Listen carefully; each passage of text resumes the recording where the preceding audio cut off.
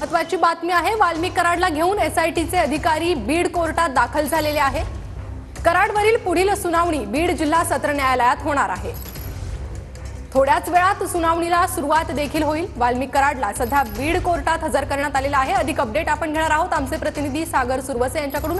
सागर, काय अधिक अपडेट आहेत?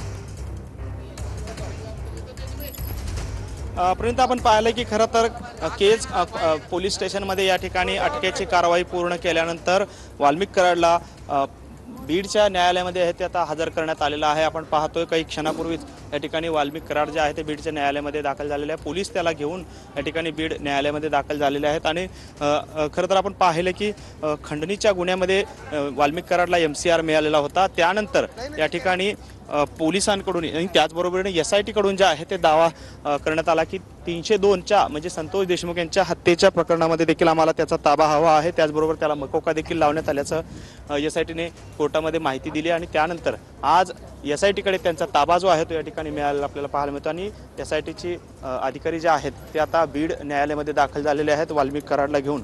काही क्षणापूर्वीच या ठिकाणी वाल्मिक कराड जो आरोपी आहे 302 मध्ये देखील त्याला आता आरोपी करण्यात आल्याचं पाहायला मिळतं। SIT कडून तसा दावा करण्यात आलेला आहे आणि त्याच पार्श्वभूमीवर आता 302 म्हणजेच संतोष देशमुख यांच्या खुनाच्या खटल्यात देखील हा हत्येप्रकरणी देखील हा खटला जो आहे तो आता चालणार आहे आणि बीडमध्ये या संदर्भातली संपूर्ण सुनावणी जी आहे ती या ठिकाणी पार पडणार आहे। काही वेळातच आता सुनावणीला जी आहे ती सुरुवात होईल आणि नक्की वाल्मिक कराड जो आहे त्याच्यावरती 302चा गुन्हा देखील जो आहे तो दाखल केल्याची SITने कोर्टात माहिती दिलेली आहे। त्या संदर्भाने SITची टीम आता न्यायालयापुढे कशा पद्धतीचे पुरावे सादर करते आणि या संपूर्ण संतोष देशमुख यांच्या हत्या प्रकरणामध्ये वाल्मिक कराडचा कशा पद्धतीचा संबंध आहे हे देखील या ठिकाणी या माध्यमातून SIT आता न्यायालयासमोर सादर करेल आणि त्यानंतर न्यायालय जे आहे त्या ठिकाणी पुढील सुनावणी जी आहे किंवा पुढील कारवाई जी आहे ती सांगेल। आणि एकंदरीत आपण पाहिलं की खरं तर वाल्मिक कराड याला खंडणीच्या गुन्ह्यामध्ये जे आहे ते